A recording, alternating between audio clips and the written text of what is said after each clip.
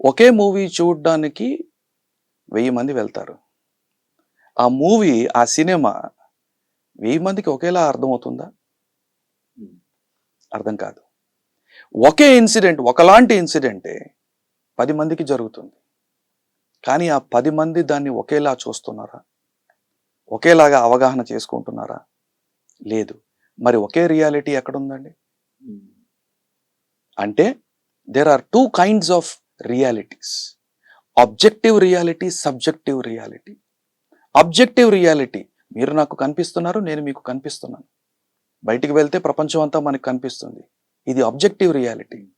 Subjective reality, మీ మీద నాకుండే అభిప్రాయాలేంటి? సృష్టి పట్ల నాకుండే అభిప్రాయాలేంటి? నా వ్యాపారం పట్ల నాకుండే అభిప్రాయాలేంటి? నా లీడర్స్ పట్ల నాకుండే వ్యక్తిత్వం పట్ల, వాళ్ళ వ్యక్తిత్వాల పట్ల నాకుండేటటువంటి దృక్పథాలు ఏమిటి? అసలు సేల్స్లో నేను ఉంటే సేల్స్ పట్ల నాకుండే అభిప్రాయాలేంటి? నేను చాలా మందిని చూశానండి, సేల్స్లో టాప్ సక్సెస్ఫుల్ అయిపోవాలనుకుంటారు. పగలంతా వాళ్ళు ఎలా మాట్లాడతారంటే, నా గోల్ ఇది, నేను ఇలా రీచ్ అవ్వాలి, నేను ఇంతమందిని కలవాలి, ఇంతమందితో ప్రాస్పెక్ట్ చేయాలి, నేను ఇంత బిజినెస్ జనరేట్ చేయాలని.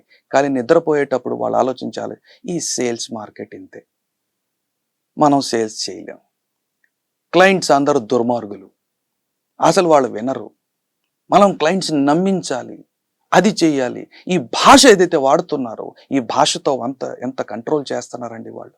ఎక్కడ నడుస్తుందో ఇదంతా? మీ లోపల మీరు సబ్జెక్టివ్ రియాలిటీని మార్చేసుకుంటున్నారు.